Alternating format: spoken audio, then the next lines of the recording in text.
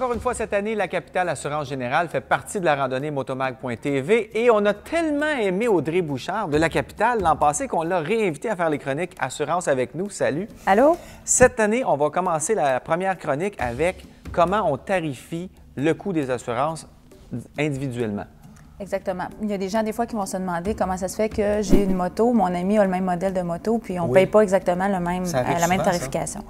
Bien, quand les gens appellent pour une soumission auprès d'un assureur, on pose beaucoup de questions. Bien, toutes ces questions-là vont avoir, les réponses vont toutes avoir un impact sur la tarification de la prime.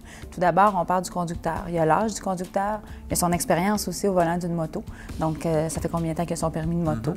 Et puis, il va avoir aussi son dossier de réclamation, bien évidemment. Si la personne a eu 3-4 réclamations dans les dernières années, puis son ami, lui, en a pas eu, puis ils ont le même modèle de moto, bien, la prime, c'est sûr qu'elle va varier.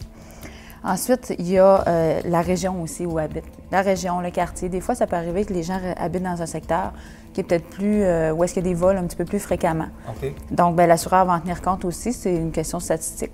Ça peut impacter la prime aussi. J'imagine que si on a un système d'alarme là où on entrepose la moto ou s'il y a un système d'alarme sur la moto, ça va aussi avoir une influence sur le prix. Oui, c'est sûr que les assureurs vont en tenir compte.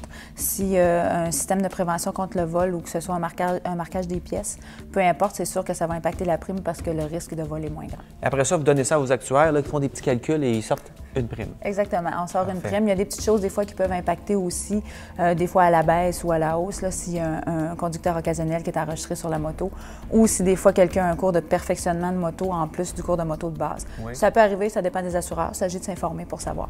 Et aussi, il faut être honnête dans nos réponses parce que si jamais il y a une réclamation et qu'on découvre qu'il y avait des choses qui étaient fausses... Qui n'avaient pas été dites. Oui, c'est ça. Puis les gens qui ont eu des réclamations au cours des dernières années sont enregistrés dans le fichier central. Donc, quand il y a une réclamation, les assureurs vont être au courant. Ouais. Parfait. Merci, Audrey. Merci.